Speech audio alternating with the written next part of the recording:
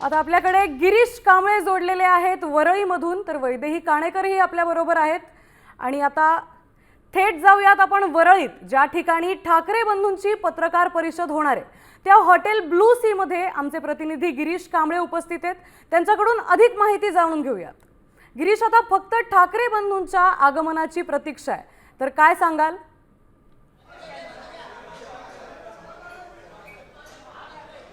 ठाकरे बंधूंच्या युतीची घोषणा ही वरळीच्या हॉटेल ब्लू सी मध्ये होते आणि त्यासाठी हे या ठिकाणी सज्ज झालेलं आहे। आपण बॅनर पाहिला तर या बॅनरवर फक्त बाळासाहेब ठाकरे यांचाच फोटो आपल्याला पाहायला मिळतोय।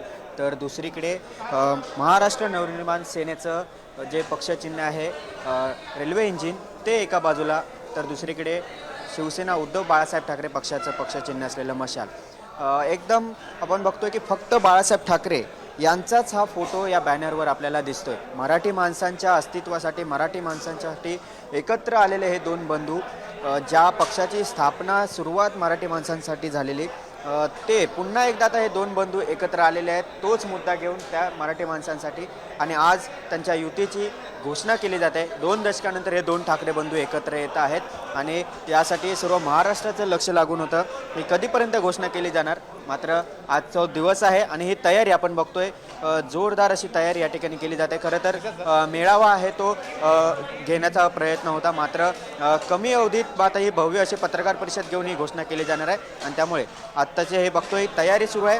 12:15पर्यंत, 12ची खरं तर वेळ आहे, परंतु 12:15पर्यंत दोन्ही ठाकरे बंधू या ठिकाणी येतील आणि या पत्रकार परिषदेत दोन्ही ठाकरे बंधू केवळ मुंबईच नव्हे तर राज्यातील इतर महानगरपालिका आहेत, ज्या 29 महानगरपालिका आहेत, त्या सगळ्या महानगरपालिकांची घोषणा ज्या युतीमध्ये लढत आहेत त्याची घोषणा आजच्या या पत्रकार परिषदेत करणार आहेत। त्यामुळे या सगळ्या पत्रकार परिषदेकडे साऱ्यांचं लक्ष आहे।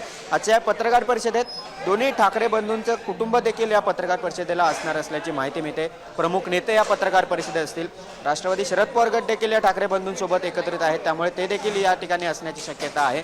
त्यामुळे कोणत्या पक्षाला किती जागा, मनसे किती लढतंय, ठाकरे गट किती जागा लढतंय, याकडे साऱ्यांचे लक्ष आहे। आणि तत्पूर्वी ही जय्यत अशी तयारी सध्या आपण बघतोय। हे बॅनर्स खरं तर सर्वांना एक वाटत होतं की उद्धव ठाकरे, राज ठाकरे यांचे देखील फोटो असतील, इतर काही फोटो असतील, मात्र एकदम साधं पत्रकार परिषद लिहिलेलं एक फक्त बाळासाहेब ठाकरेंचा फोटो असलेला हे बॅनर या सरांचंच लक्ष वेधून घेत आहे की बाळासाहेब ठाकरे यांनी जो मुद्दा उपस्थित केला तो की मराठी माणसात। नक्कीच आता आपण वरळीतली दृश्य पाहिली, पत्रकार परिषद होणार आहे, आज युतीची घोषणा होणार आहे, तर मनसे आणि शिवसेना ठाकरे गट एकत्र येणार असल्याची माहिती आहे। आता त्यानंतर आपण जाणार आहोत वरळीतून राज ठाकरेंच्या निवासस्थानी म्हणजे शिवतीर्थवर, त्या ठिकाणी आमच्या प्रतिनिधी वैदेही काणेकर उपस्थित आहेत, त्यांच्याकडून जाणून घेऊयात शिवतीर्थवर नेमक्या काय घडामोडी सुरू आहेत। वैदेही,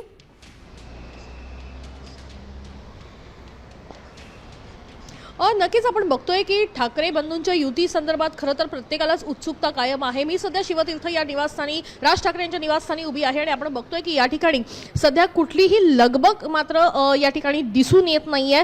मात्र काही वेळेतच 12 वाजता राज ठाकरे आणि उद्धव ठाकरे हे बाळासाहेब ठाकरे यांच्या स्मृतीस्थळावर जाणार आहेत, त्या ठिकाणी एकत्रितरित्या दर्शन घेणार आहेत, पाया पडणार आहे, अभिवादन करणार आहे आणि त्यानंतर युतीच्या घोषणेसाठी ब्लू सी हॉटेलसाठी रवाना होताना बघायला मिळणार आहे। पण तत्पूर्वी या ठिकाणी राज ठाकरे यांना भेटण्यासाठी शिवसेना ठाकरे गटाचे काही महत्त्वाचे नेते देखील येणार असल्याची माहिती मिळत आहे। त्यासाठी आपण बघतोय की राज ठाकरे यांचे सुरक्षा रक्षक देखील या ठिकाणी बाहेर सध्या तैनात असलेले पाहायला मिळत आहेत। काही वेळेतच खरं तर या ठिकाणी दोन्ही भाऊ एकत्र येणार आणि एकत्र येऊन कुठली घोषणा करणार, कशा पद्धतीची ही घोषणा असेल, कुठल्या कुठल्या महानगरपालिकांसाठी खरं तर ही युतीची घोषणा असेल, हे सगळं पाहणं महत्त्वाचं असेल, कारण मराठी माणसाचं लक्ष खरं तर या युतीकडे लागलं असल्याचं देखील बघायला मिळत आहे। आणि अशा परिस्थितीमध्ये एकूण जर बघितलं तर कशा पद्धतीनं खरं तर ही युतीची घोषणा होईल, काय नेमका संदर्भ असेल आणि नेमक्या किती सीट्स कोण लढतील याकडे प्रत्येकाचं लक्ष असेल। एकूण जर बघितलं तर मुंबई महानगरपालिका निवडणुकीसाठी अवघे 22 दिवस राहिलेले आहेत आणि या 22 दिवसामध्ये नेमक्या कशा पद्धतीच्या सभांचं आयोजन करणार आहेत हे दोन्ही भाऊ, कुठल्या कुठल्या ठिकाणी फिरणार आहेत, कशा पद्धतीच्या सभा घेणार आहेत, एकत्रित घेणार आहेत की वैयक्तिक घेणार आहेत आणि कशा पद्धतीचं खरं तर एकूणच मुद्दा या महानगरपालिका निवडणुकांसाठी हे उचलणार आहे त्याच्याकडे पाहणं महत्त्वाचं आहे। सगळं काही वैदेही, नक्कीच आता आपण दृश्य पाहिली, पत्रकार परिषदेची, नंतर शिवतीर्थची आपण दृश्य पाहिली. आता नक्की काय होणार आहे, कशी युती होणार आहे, कसं जाहीर केलं जाणार आहे आपण बघणार आहोत. त्यानंतर थेट जाऊयात आपण उद्धव ठाकरेंच्या मातोश्री निवासस्थानी. त्या ठिकाणी आमचे प्रतिनिधी संजय गडदे उपस्थित आहेत. संजय, उद्धव ठाकरे किती वेळात शिवतीर्थसाठी निघणार आहेत, काय अपडेट्स आहेत?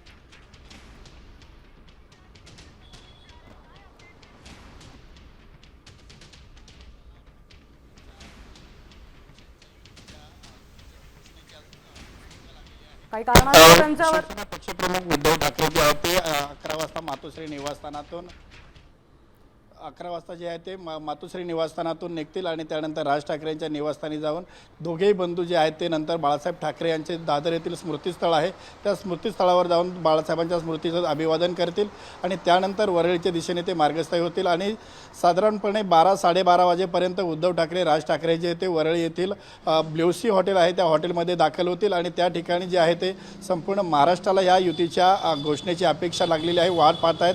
त्या घोषणेची आतुरतेने वाट पाहत आहेत. ती घोषणा देखील आज त्या ठिकाणी केली जाणार.